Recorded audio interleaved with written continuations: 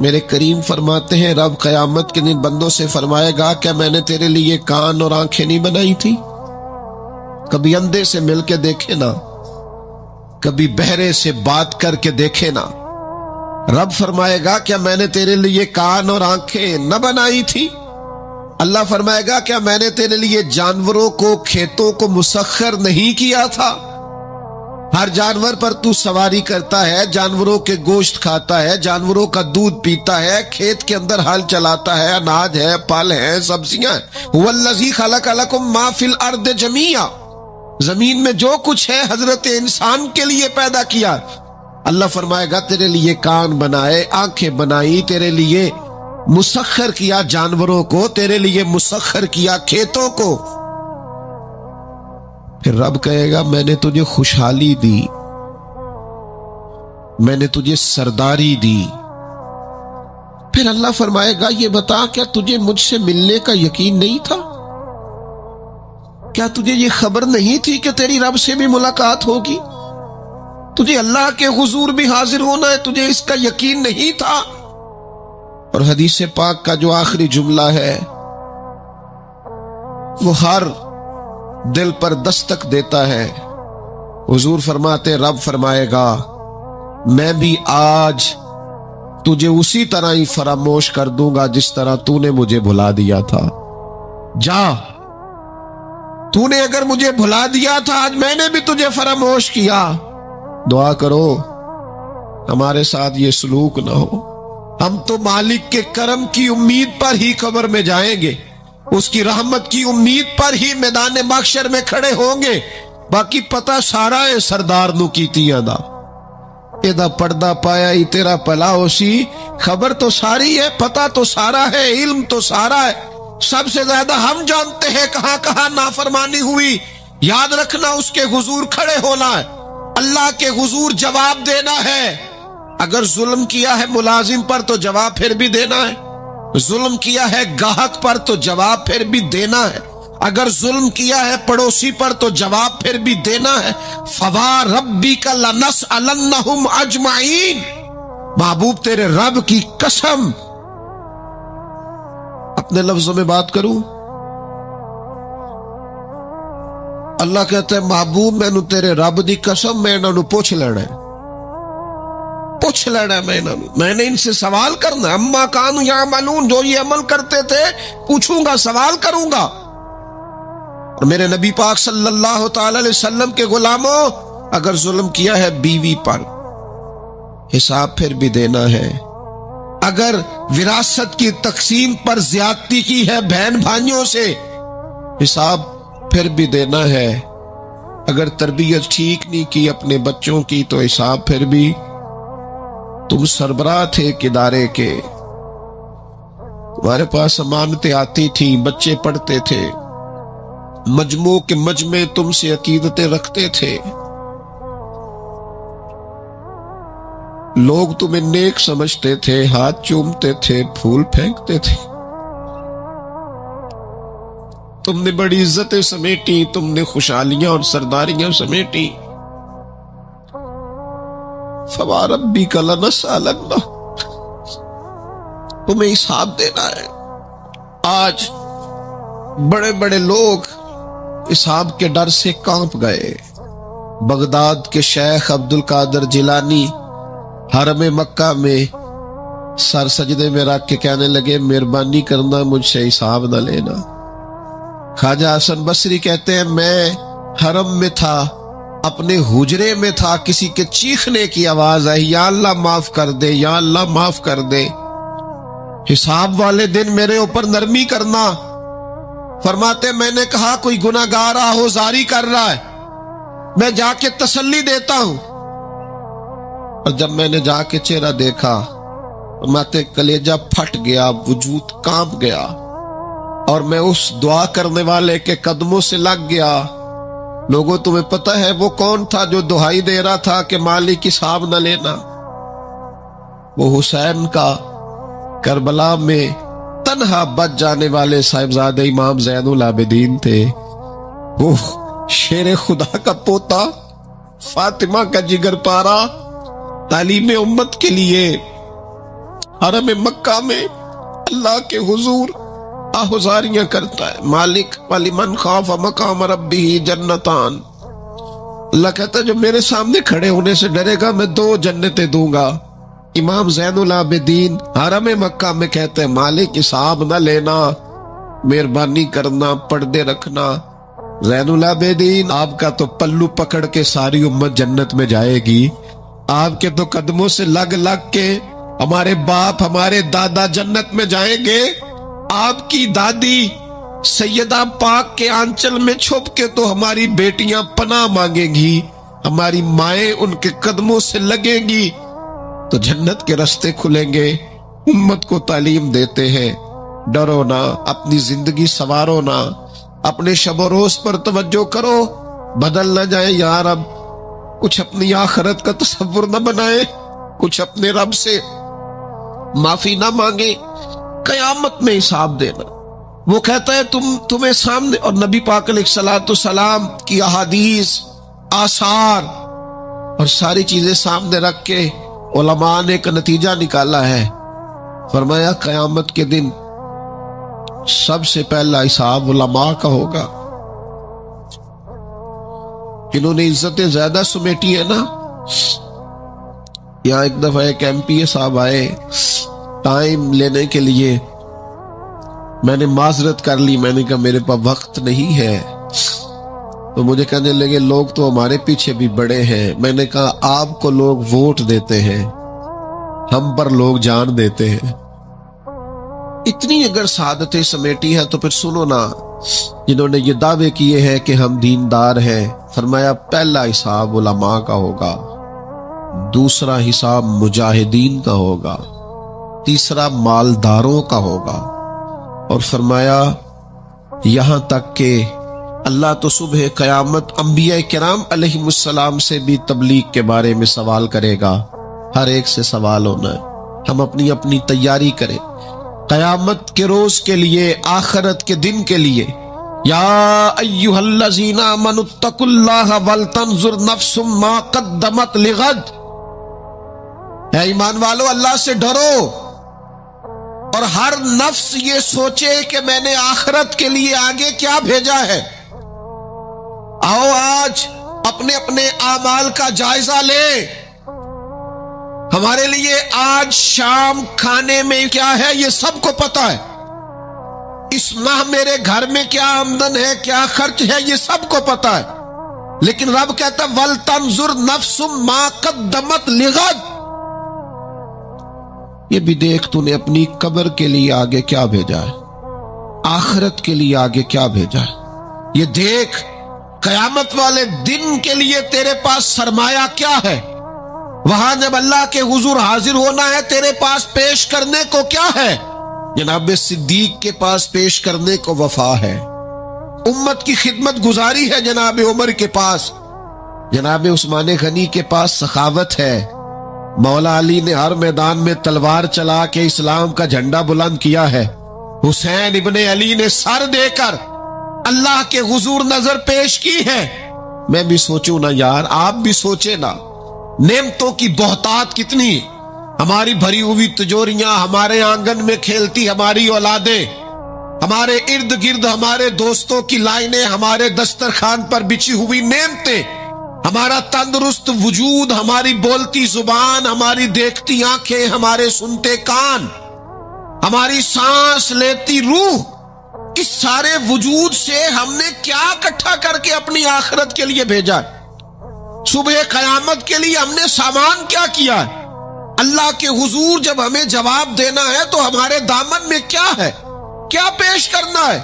آج اپنے دل سے، اپنی روح سے یہ سوال ہمیں ضرور کرنا ہے، اور ایک بار نہیں 100 بار کرنا اور بار بار کرنا ہے. نبی پاک صلی اللہ تعالی علیہ وسلم نے ارشاد فرمایا ہے، حضور فرماتے 5 سوال پوچھے گا رب قیامت کے دن، اور جب تک تم ان سوالوں کے جواب نہیں دو گے تمہیں ہلنے نہیں دیا جائے گا. ایک یہ پوچھا جائے گا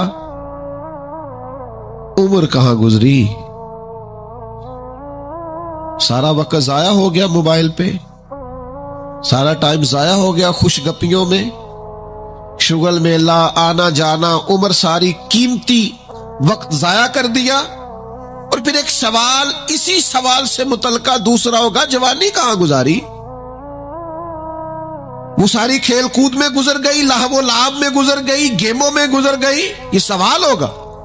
اور تیسرا سوال رب پوچھے گا، بتاؤ نا مال کہاں سے کمایا، ذرائع آمدن بتاؤ، دنیا میں تو تم نے دھول جھونک لی، جہاں دھونکنی تھی یہاں بتاؤ کہاں سے کمایا، اور کما کر بھی تم مالک نہیں ہوئے۔ چوتھا سوال یہ پوچھا جائے گا، بتاؤ مال خرچ کہاں کیا؟ اور میرے نبی پاک فرماتے ہیں پانچواں سوال یہ ہوگا، یہ بتاؤ اپنے علم پر عمل کتنا کیا۔ لیکچر دینا آسان ہے، تقریر کرنا آسان ہے، واعظ کرنا آسان ہے، سمجھانا آسان ہے، فیس بک پر اچھی نصیحت لکھ دینا آسان ہے، روز صبح واٹس ایپ پہ سب کو بہترین نصیحتیں بھیجنا آسان ہے، لیکن قیامت کے سوالوں میں سے ایک معتبر سوال ہے، بخاری میں موجود ہے، 5 سوالوں میں سے آخری سوال یہ ہے کہ جو تم جانتے تھے، جس کا تمہیں علم تھا، جو تم نے سیکھا تھا، جو تم نے پڑھا تھا، اس پر تمہارا عمل کتنا تھا؟ کس کو نہیں پتا نماز فرض ہے؟ کس کو نہیں پتا والدین کی خدمت کرنا ضروری ہے؟ حلال حرام کی تمیز سے کون آگاہ نہیں ہے؟ کون نہیں جانتا کہ میرا رویہ تلخ ہے، لوگوں کو تکلیف دیتا ہے؟ کون نہیں سمجھتا کہ میری فلاں فلاں چیز کی وجہ سے فلاں فلاں لوگ تڑپتے ہیں، سسکتے ہیں، روتے ہیں؟ بہت ساروں کو پتا ہے کہ میری بیوی، میرے بچے، یہ کچھ عورتوں کو پتا ہے میرا شوہر، میرے خاندان والے میری وجہ سے تکلیف میں، بہت سو کو پتا ہے میری وجہ سے میرے پڑوسی تکلیف میں، بہت سو کو پتا ہے میری وجہ سے میرے ملازم تکلیف میں ہیں۔ تم سے پوچھا جائے گا اپنے علم پر کتنا عمل کیا، وہ جو تم جانتے تھے، جتنا تمہیں شعور تھا۔ آج پوری امت مسلمہ میں کیا ہو رہا ہے؟ تقریریں، واعظ و نصیحت، فقط واعظ و نصیحت۔ اقبال کہتے ہیں مسجد تو بنا دی شب بھر میں ایمان کی حرارت والوں نے، اور یہ دیکھنا کیا کہتے ہیں من اپنا پرانا پاپی تھا، برسوں میں نمازی بن نہ سکا۔ اور اقبال بڑا اپدیشک ہے، من باتوں میں موہ لیتا ہے، بڑی سونی باتیں کرنی آتی ہے ہمیں۔ اقبال بڑا اپدیشک ہے، یہ من باتوں میں موہ لیتا ہے، پر گفتار کا قاضی ہے یہ بنا، کردار کا غازی بن نہ سکا۔ گفتار کا قاضی غازی بننا آسان ہے، لیکن اپنے عمل میں نکھار لانا، ہاں۔ سب سے پہلے 2 چیزوں کا حساب ہونا قیامت میں، یاد رکھیے گا۔ اعمال میں سب سے پہلے نماز کا حساب ہوگا۔ حضور نے فرمایا کافر اور مومن کے بیچ فرق ہی نماز کا ہے۔ اور حقوق العباد میں سب سے پہلے قتل کا حساب ہوگا۔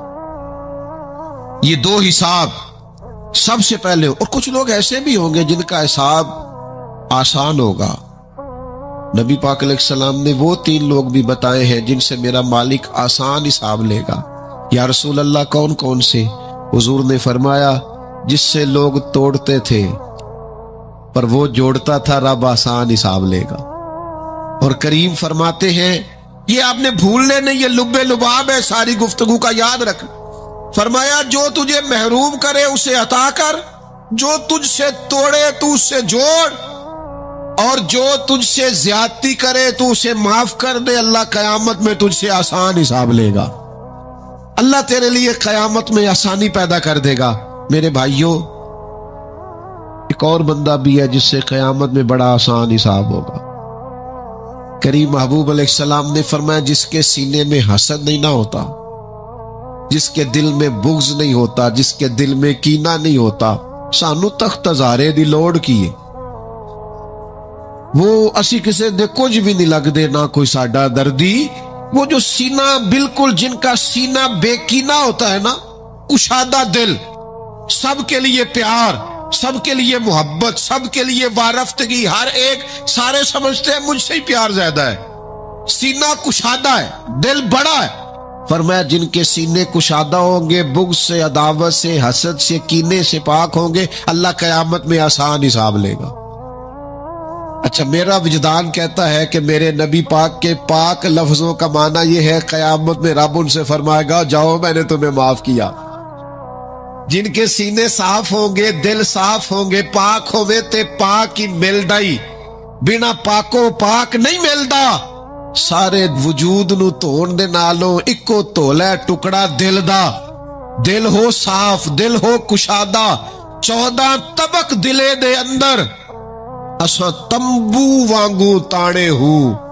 ये तंबू देख रहे हो ना, छांव दे रहा है ना, जल रहा है ना।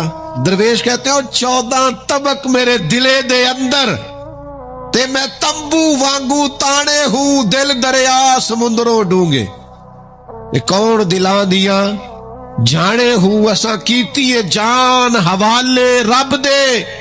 ऐसा इश्क कमाया मरण तो पहलो ही मर गया बाहू, ता मतलब नू पाया है।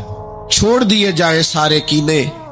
जब कयामत में अल्लाह के हुजूर हाजिरी का डर हो ना, तो फिर ना बंदा बददयानत नहीं होता, बेईमान नहीं होता। लाखों करोड़ों अरबों भी आए तो कभी भी उसकी राल नहीं टपकती, कभी भी उसका दिल ललचाता नहीं। और अगर लोग बददयानत हो जाए ते चोरी कख दी भी ते चोरी लाख दी भी, फिर लोग 1 रुपया भी नहीं छोड़ते, फिर जरा जरा सी बात पे बददयानत होते हैं। सही बुखारी मुस्लिम में हदीस है, नबी पाक अलैहिस्सलाम फरमाते एक शख्स ने जमीन बेची, दूसरे ने खरीद ली।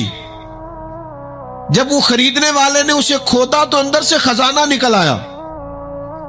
मुझे बताओ, खजाना निकले तो लोग छुपाते नहीं फिरते, लोग तय के अंदर नहीं लेके जाते।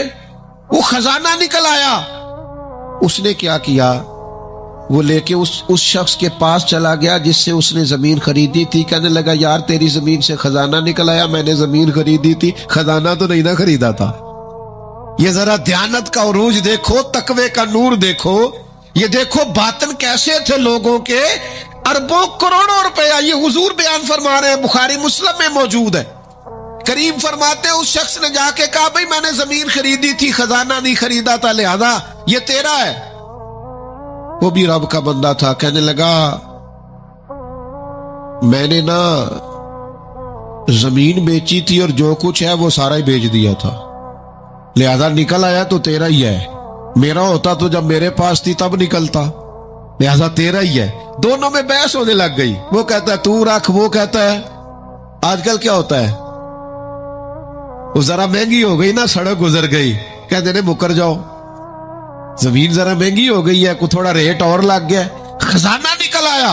हुजूर फरमाते वो दोनों एक दाना के पास गए और जाके कहा यार ये मसला बन गया हमारे लिए, खजाना निकल आया जमीन से, तो अब मैं इसे कहता हूं तू ले वापस, चूंकि तेरी जमीन से निकला है। तो ये कहता मैंने जमीन बेची तो खजाना भी बेच दिया। वो दाना कहने लगा तुम्हारी कोई औलाद भी है? एक कहने लगा मेरी बेटी है, दूसरा कहने लगा मेरा बेटा है। कहने लगा दोनों की शादी कर दो और खजाना दोनों को दे दो। और मेरे भाई जब हजरत शेख अबुल हसन एक दरवेश थे मिस्र में, हर रोज दुआ मांगते थे या अल्लाह ताजर की उन 2 बीवियों पे रहम फरमा, या अल्लाह उस ताजर की 2 बीवियों पे रहम फरमा। लोगों ने कहा हुजूर ये क्या मामला हुआ? फरमाने लगे यहां मिस्र में एक ताजर रहता था, उसे अक्सर बेशतर तिजारत की गरज से मुल्क के शाम जाना पड़ता, तो उसने सोचा वहां निकाह ना कर लूं।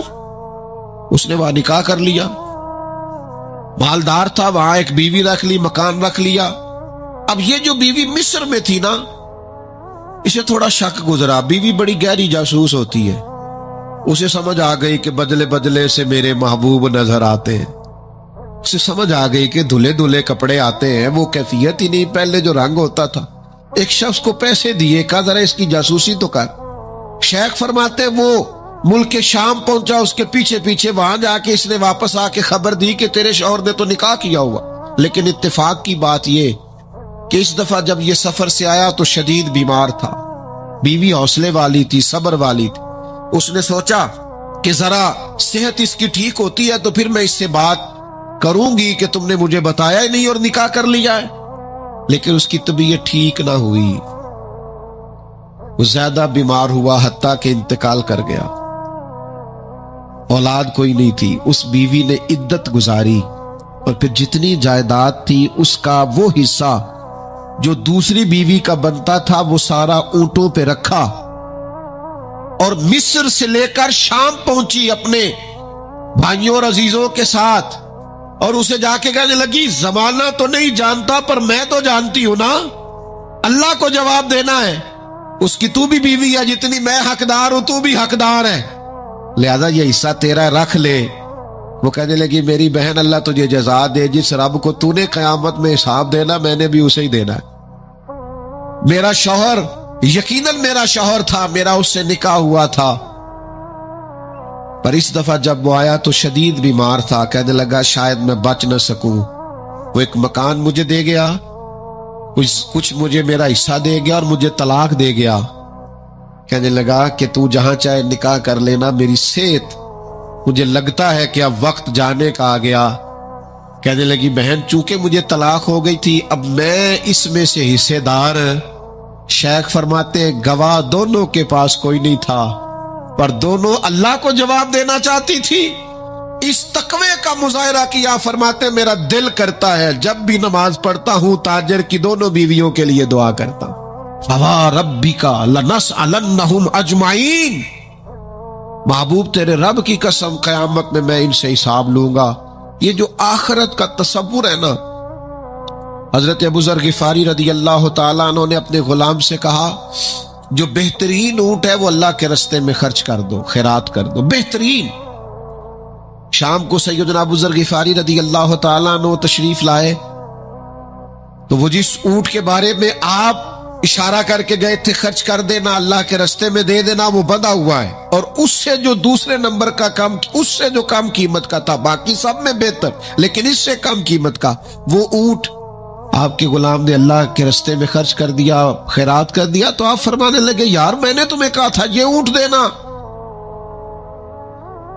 وہ کہنے لگا حضور یہ تو آپ کی سواری کا اونٹ ہے نا، تو میں نے چاہا تھا جو آپ کی سواری کا اونٹ ہے وہ رکھ لیا جائے۔ تو سیدنا ابو ذر غفاری رضی اللہ تعالیٰ عنہ فرمانے لگے میں سواری کے لیے تو تجھے کہہ رہا تھا خرچ کر دے، پر دنیا کی سواری کے لیے نہیں، آخرت کی سواری کے لیے۔ وہ جو قیامت میں اللہ کے حضور پیش ہونا ہے تو میں نے کچھ بھیجا ہوا تو ہو، وہاں میرے پاس کوئی خزانہ تو ہو، آخرت کی جمع پونجی تو ہو، کوئی ہو نا میرے پاس جو میں نے آخرت کے لیے۔ ناراض نہ ہونا، بہت سارے معاملات میں ہم اولاد سے نہیں مشورہ کرتے، نہیں گھر والوں سے پوچھتے، اللہ کے راستے میں خرچ کرتے ہوئے کیوں کہتے ہو مشورہ کر کے بتاؤں گا، بات کر کے بتاؤں گا۔ جب اپنے دنیاوی بہت سارے معاملات میں آزاد ہوتے ہو تو اپنی آخرت کا ذخیرہ جمع کرنے کے لیے کیوں ہم آزادی کے ساتھ فیصلہ کیوں نہیں کرتے؟ نبی رحمت نور مجسم شفیع معظم صلی اللہ تعالی علیہ وآلہ وسلم گھر میں تشریف لائے، حضور نے پوچھا کیا ہے کھانے کے لیے؟ عرض کی حضور ایک بکری ذبح کی تھی، ساری بانٹ دی ہے، ایک دستی بچی ہے، ایک ٹانگ کی دستی کا کچھ حصہ بچا ہے۔ حضور نے فرمایا نہیں، جو تم نے بانٹ دیا ہے وہ سارا ہی بچ گیا ہے۔ کیوں؟ وہ آخرت کے لیے جمع ہو گیا، وہ سارا بچ گیا۔ یہ جو تم نے کہا ہے نا یہ بچی ہے، یہ نہیں بچی، بچا تو وہ سارا ہے جو راہ خدا میں بانٹ دیا گیا۔ میرے عزیزو، اتنا بڑا مجمع ہے، ہزاروں کی تعداد میں آپ لوگ تشریف لائے ہیں، میں عاجز آدمی، آپ سب سے زیادہ گناہگار، صرف ایک پیغام دینا چاہتا ہوں، اللہ کے سامنے ہم نے کھڑے ہونا ہے، اپنی آخرت کی تیاری کریں۔ میں بھی آج نئے سرے سے اپنی زندگی پر غور کروں گا، آپ بھی نئے سرے سے اپنی زندگی پر غور کریں۔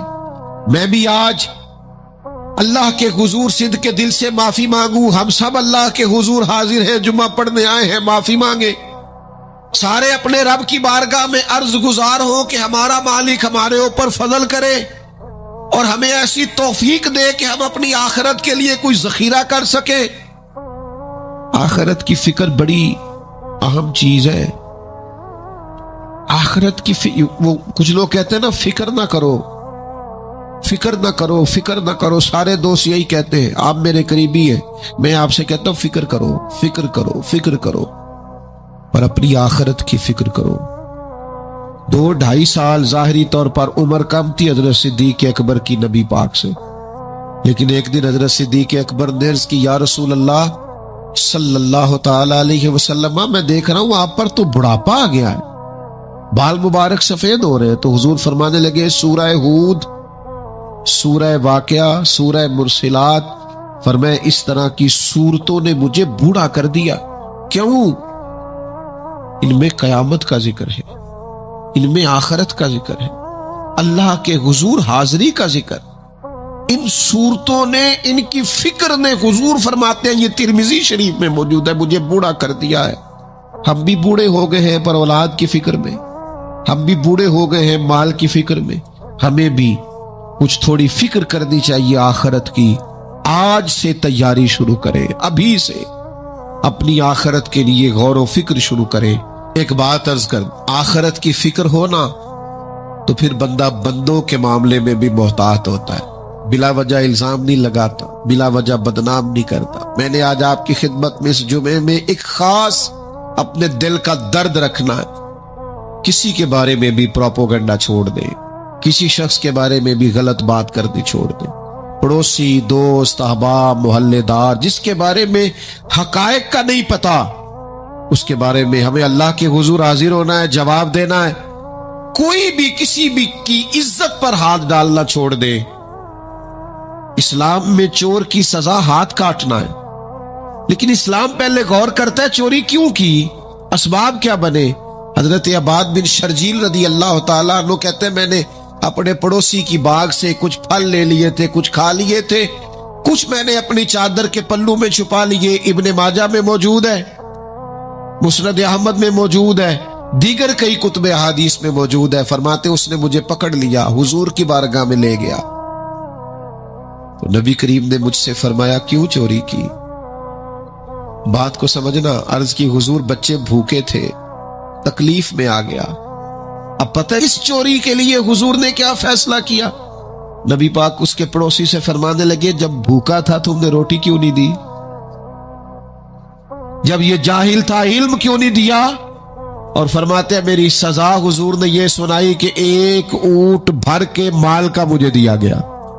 دوستو، الزام تو لگا دیتے ہو کہ فلاں غریب آدمی بار بار مانگتا ہے، فلاں بار بار ستاتا ہے، فلاں قرض مانگتا ہے۔ اپنی آخرت سے ڈرے، دیکھے تو صحیح لوگ مجبور کیوں ہیں، تنگ دست کیوں ہیں، پریشان کیوں ہیں۔ اس جگہ پر جائیں، الجھے الجھے بکھرے بکھرے روز و شب، پوچھے گا کون؟ لوگ تیرا جرم پوچھیں گے، سبب پوچھے گا کون؟ لوگ پوچھتے ہی نہیں، توجہ ہی نہیں کرتے کہ جرم کیوں ہوا، اس کی نوعیت تک لوگ جاتے ہی نہیں۔ خدا را جناب عبداللہ ابن عمر خود فرماتے ہیں کہ سرکار نے مجھ سے پوچھا کہ عبداللہ یہ بات ٹھیک ہے کہ تم ہر روز ہی نفلی روزہ رکھتے ہو اور ہر رات ہی نفلی عبادت کرتے ہو؟ تو میں نے عرض کیا یا رسول اللہ صلی اللہ تعالی علیہ وسلم ایسا ہی ہے۔ اللہ کے پیارے حبیب علیہ الصلوۃ والسلام نے فرمایا ایسا نہ کرو۔ وہ نفلی روزہ رکھتے تھے، ہر روز ہر رات نفلی عبادت کرتے تھے۔ تو محبوب نے ان سے تصدیق کرانے کے بعد فرمایا ایسا نہ کرو، کبھی روزہ رکھا کرو، کبھی افطار کیا کرو، اور فرمایا کبھی نماز پڑھا کرو، کبھی سو جایا کرو۔ کیوں؟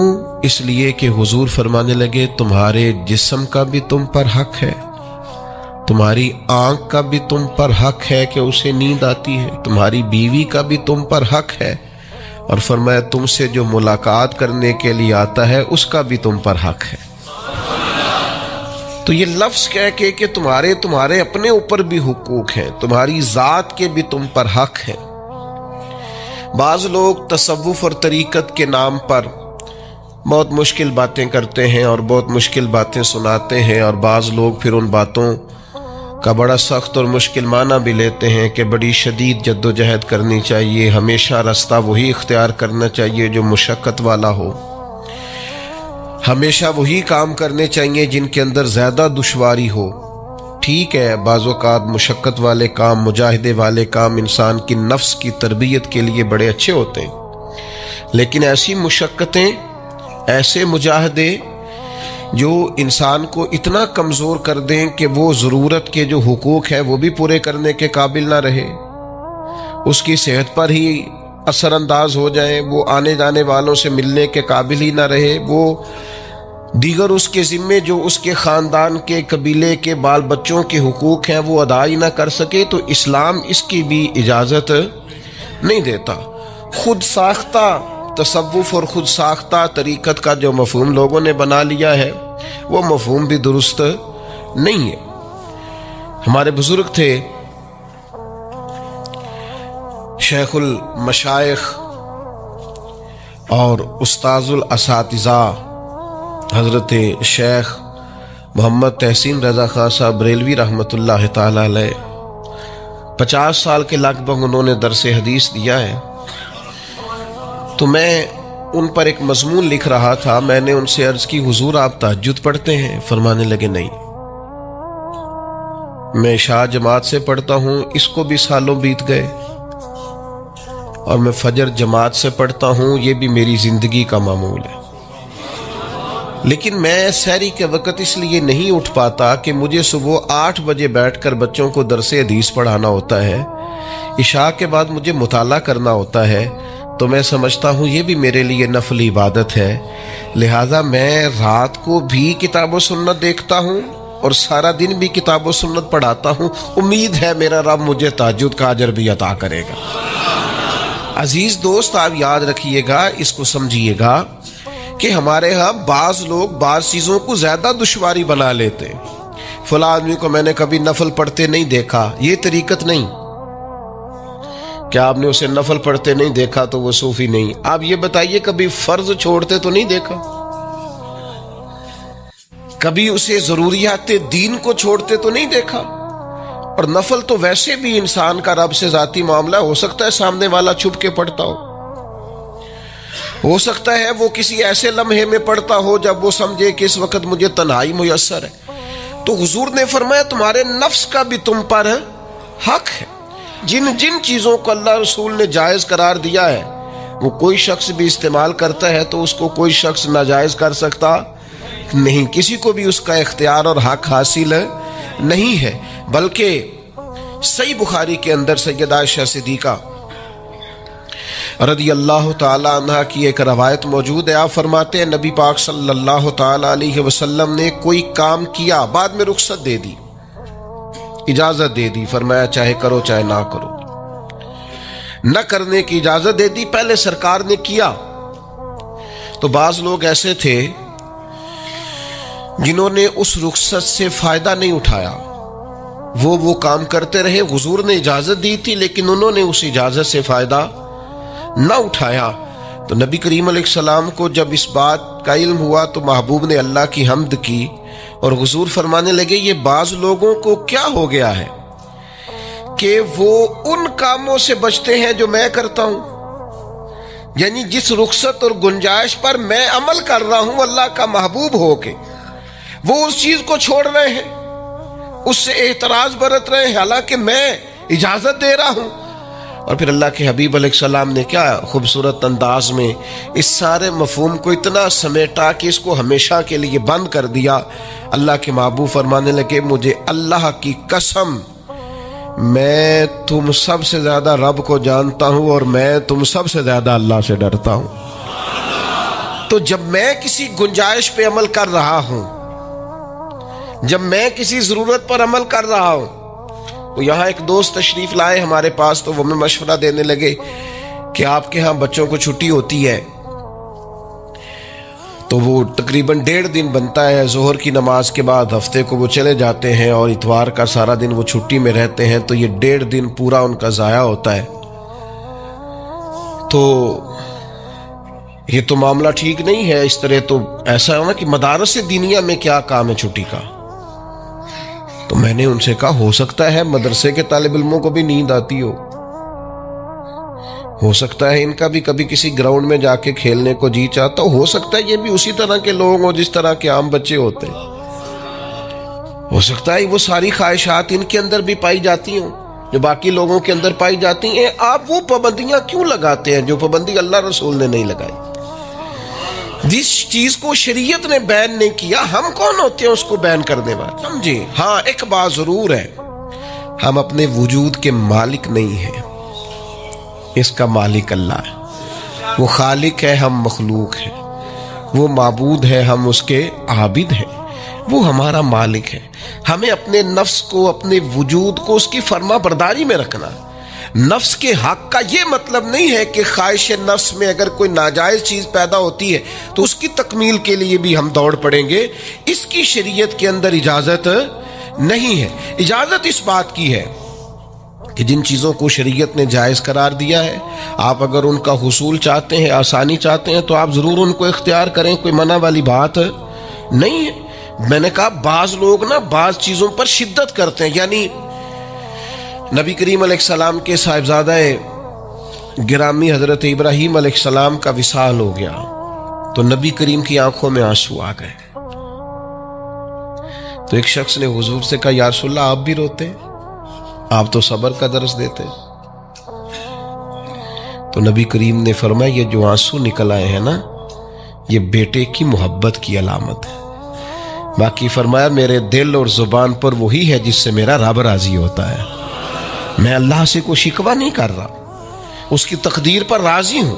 لیکن یہ کہ جو انسان پر اللہ تعالیٰ نے کچھ فطری محبت رکھی، آپ اس کو بھی قبول نہیں کرتے بعض لوگ، تو کچھ لوگ بعض لوگوں پر زیادہ شدت کرتے ہیں، بعض لوگ بعض چیزوں کے معاملے میں زیادہ شدت کا۔ حضرت عمر کو نبی پاک نے کچھ نذرانہ دینا چاہا، ہدیہ دینا چاہا۔ ایک ہے آپ کسی سے مانگتے ہیں، ایک ہے کوئی آپ کو دیتا ہے، ان دونوں باتوں میں وہ جو تحفہ لینا دینا ہے اسے تو حضور نے فرمایا محبت بڑھتی ہے۔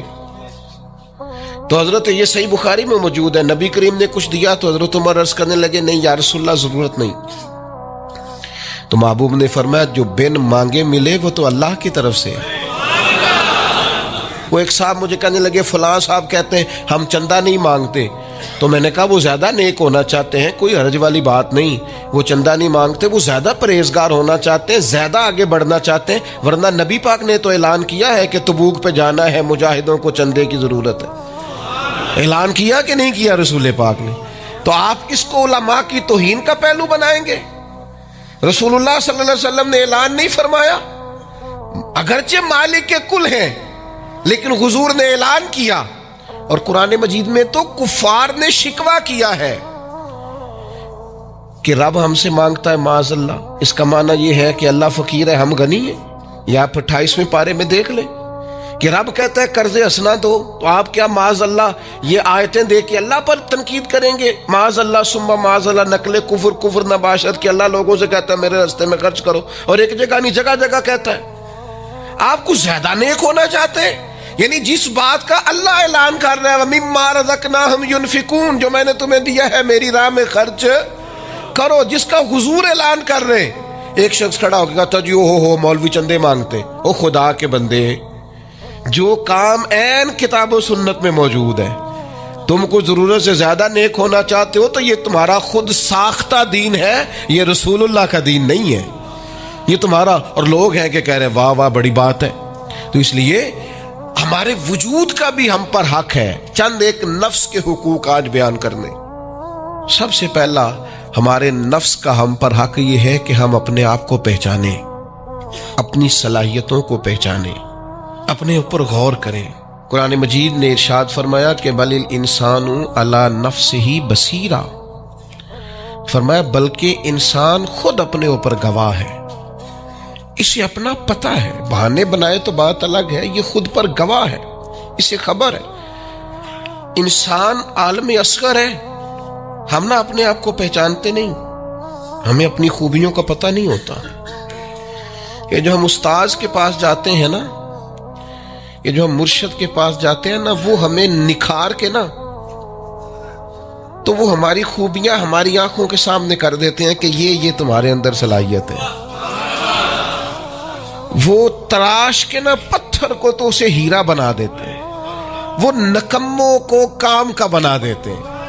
وہ کیا کرتے ہیں کہ وہ ہمیں ہمارے اپنے آپ سے آگاہ کر دیتے ہیں، یعنی ہے وہی تیرے زمانے کا امام برحق جو تجھے حاضر و موجود سے بیزار کرے اور موت کی شکل میں دکھلا کے تجھے جلوہ یار زندگی تیرے لیے اور بھی دشوار کرے، وہ جو تیرا جینا اوکھا کر دینا۔ مشکل نہیں میں کہتا، اگرچہ اردو ہے لیکن مشکل اور اوکھا، یہ اوکھا ذرا زیادہ وزنی ہے۔ جو جینا اوکھا کر دے وہ درویش ہوتا ہے جو تیرے لیے مشکل کر دے۔ بھائی اپنے آپ کو پہچانے، اپنے اوپر غور کریں۔ اللہ تعالیٰ نے بنایا ہے اور بنانے والا کہتا لقد خلقنا الانسان فی احسن تقویم۔ بنانے والا کہتا ہے میں نے تجھے بڑی بہترین ساخت میں بنایا۔ او انسان میں نے تجھے بڑا ہی سونا بنایا۔ کوئی تیرے ناک پر تنقید کرے تو کرے، تو کہہ تجھے پتہ نہیں یہ چاہت کس کی ہے، میں مرضی سے نہیں بنا، یہ بنانے والے نے بنایا ہے۔ اس نے تجھے سونا بنایا، تو اپنے آپ کو پہچانتا ہی نہیں۔ تو جو ہے نا خدا جانے بلندی ہے کہ پستی پر جہاں میں ہوں وہاں کوئی نہیں ہے۔ تو اپنے قد سے بھی پیار کر، تو اپنے رنگ سے بھی پیار کر، تو اپنے وجود کی ساخت سے بھی پیار کر۔ اور پھر وہ کہتا ہے تجھے بنایا، باقی سارا کچھ تیرے لیے بنایا۔ هو الذی خلق لکم ما فی الارض جمیعا۔ رب کہتا ہے زمین میں جو کچھ ہے نا میں نے سارا تیرے لیے بنایا، تجھے اللہ رسول کے لیے بنایا ہے، اور باقی زمین میں جو کچھ ہے وہ سارا تو پہچانتا ہی نہیں۔ یہ ہر چیز مسخر ہے تیرے سامنے۔ اتنا بڑا ہاتھی ہوتا ہے اور ایک عام آدمی ہلکی سی چھڑی لے کے اسے چلا رہا ہوتا ہے۔ اونٹ کتنا لمبا چوڑا وزنی ہوتا ہے لیکن ایک عام آدمی اس کے ناک میں نکیل ڈال کے اسے گھما رہا ہوتا ہے۔ کتنی بڑی بھینس ہوتی ہے لیکن چھوٹے سے بچے نے مہار پکڑی ہوئی ہوتی ہے۔ ایک عام آدمی پائلٹ بن کر جہاز پہ بیٹھتا ہے اور منوں ٹنوں کے حساب سے وزن ہے، افراد ہے، لیکن ہواؤں پر سواری کر کے اسے چیرتا ہوا وہ مہینوں کی منزلیں گھنٹوں میں طے کر کے کراس کرتا ہے۔ تسخیر کائنات کے لیے تجھے بنایا ہے، تو سو رہا ہے، تو جاگتا ہی نہیں، تو اپنے آپ کو پہچانتا ہی نہیں۔ اقبال سے کسی نے کہا میں رب تک جانا چاہتا ہوں، تو اقبال کہنے لگے عجب نہیں کہ خدا تک تیری رسائی ہو، پر تیری نظر سے تو پوشیدہ ہے آدمی کا مقام۔ تو بندے کے مقام کوئی نہیں سمجھ سکا ابھی تک۔ من عرف نفسہ فقد عرف ربا۔ درویش کہتے ہیں جو اپنے آپ کو پہچان گیا وہی تو اپنے رب کو پہچان گیا۔ اپنی قدر کو پہچانے، اپنی اہمیت کو پہچانے۔ آپ کے اندر بڑی صلاحیت پنہا ہے، چھوٹی چھوٹی باتوں میں پریشان ہو گئے، کام نہیں ملتا، کاروبار نہیں چلتا، اور تیرے پاس بڑا کچھ ہے یار، کام نہیں بھی ملتا۔ تو اگر وقتی طور پر کوئی حالات خراب ہے تو اپنا قد کاٹ تو دیکھ، اپنا حسن تو دیکھ، اپنی سوچ تو دیکھ، تفکرات تو دیکھ۔ تجھے بنانے والے نے کوئی کمی چھوڑی نہیں، اس نے کمال کر دیا ہے، قدرت نے رنگ بھر دی ہے تیرے وجود میں۔ کبھی تو اپنے رب کے شاہکار ہونے کی نظر سے اپنے آپ کو دیکھے، تجھے اپنے آپ سے پیار ہو جائے، تجھے اپنے آپ سے محبت ہو جائے۔ وہ میں کبھی تنقید کیا کرتا تھا کہ یہ جوان شیشوں اور آئینوں کے سامنے بڑی دیر تک کھڑے رہتے ہیں، تو ایک دن ایک سادے سے بزرگ مجھے کہنے لگے یہ جو آئینے کے سامنے کھڑا ہے نا یہ بھی رب کی تخلیق کوئی دیکھ رہا ہے، یہ کہہ رہا ہے کریم نے کمال نہیں کر دیا مجھے بنانے والا، حد نہیں کر دی، کیا حسن کے جلوے، کیا خوبصورتی اور کیا نورانیت اس نے پیدا کی ہے انسانی، اور پھر یہ جو دیا بن مانگے دیا۔ ایک بات یہ کہ اپنے نفس کو پہچانے، اور دوسری بات یہ ہے کہ عزت نفس کا بھی خیال کریں، اپنے آپ کو رسوا نہ کریں۔ اللہ نے عزت دی ہے تو اپنے آپ کو ذلت کی جگہ پر کھڑا نہ کریں، تہمت والی جگہ پہ اپنے آپ کو کھڑا نہ کریں، کبھی اپنے آپ کو اتنا کمزور نہ کریں۔ جھکنا ہے رب رسول کے سامنے، بلا وجہ دنیا داروں کے، سیٹھوں، نوابوں کے اور وزیروں مشیروں کے سامنے اپنے آپ کو رسوا نہ کریں، کسی کی گاڑی کے پیچھے بھاگ کے اللہ کی دی ہوئی شان کو کمزور نہ کریں، ذلت کی جگہ پہ اپنے آپ کو کھڑا نہ کریں۔ شریعت اسلامیہ نے مومن کا وقار کیا بیان کیا ہے۔ رب کریم نے فرشتوں سے جب مشورہ کیا تھا نا بندہ بنانے کے لیے، انسان کی تخلیق کے لیے، تو وَإِذْ قَالَ رَبُّكَ لِلْمَلَائِكَةِ إِنِّي جَاعِلٌ فِي الْأَرْضِ خَلِيفَةً۔ اللہ نے فرشتوں سے فرمایا میں زمین پہ اپنا نائب بنانا چاہتا ہوں۔ اوہو، کبھی آپ اس کو سمجھ جائے نا کہ یہ عزت کا تاج کیا ہے۔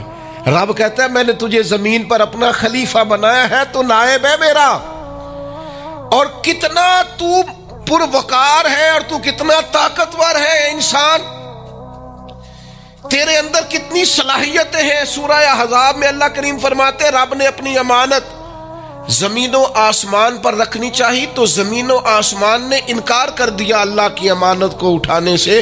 वह हमलहल इंसान, और इंसान ने उस अमानत को उठा लिया। कहा मालिक मैं तेरी अमानत उठाऊंगा, मैं तेरा नाम लेके गलियों में घूमूंगा, मैं तेरी तौहीद के डंके बजाऊंगा। हजरत इंसान ने कहा मैं तेरे नाम के नारे लगाऊंगा, मैं तेरी इबादत करूंगा, मैं तेरे लिए निकलूंगा, मैं तेरे लिए खैरात करूंगा, मैं तेरे रास्ते में अपनी सलाहियत। वह हमलहल इंसान, इंसान ने अमानत उठाई और कहा मालिक मैं निकलूंगा तेरे नाम की सरबुलंदी के लिए, मैं तेरे नाम पर जिहाद करूंगा। अगर जान देनी पड़ी तो दुआएं मांग मांग के कहूंगा मालिक मैं तेरे रास्ते में शहीद होना चाहता हूं। अल्लाह की अमानत को हजरत इंसान क्यों अपने आप को रुसवाई वाली जगह पे खड़ा करे, क्यों कमजोर करे।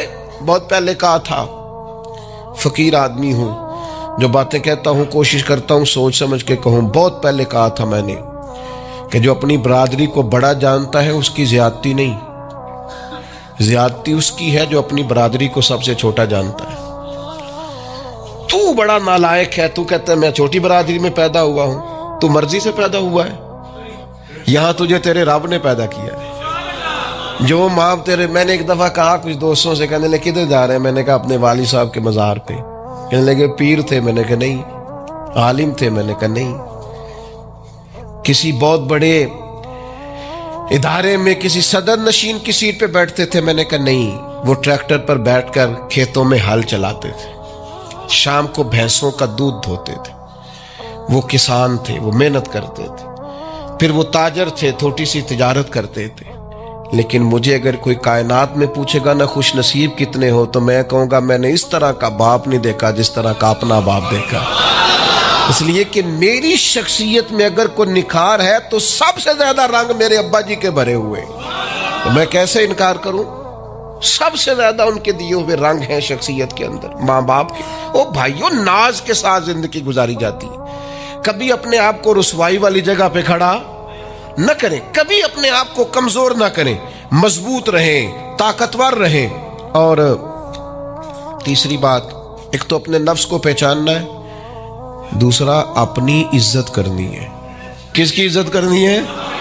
अपनी इज्जत करनी, तकब्बुर नहीं करना, अपनी इज्जत करनी है। अरबी के किसी शायर ने कहा था जो अपनी इज्जत नहीं ना करता उसकी इज्जत भी कोई नहीं करता। अब वो आपने एक आम मुहावरा सुना होगा, अपनी इज्जत बंदे के अपने हाथ में होती है। इसका माना क्या है? आप कभी भी कोई ऐसा काम ना करें जिससे आपकी जिल्लत हो।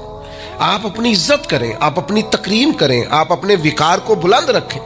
आप कभी भी अपने लहजे को, मेयार को कमजोर ना होने दें। आप फिक्री तवानाई का हमेशा मुजाहरा करें, ताकतवर रहे, कमजोर ना पड़े कभी भी।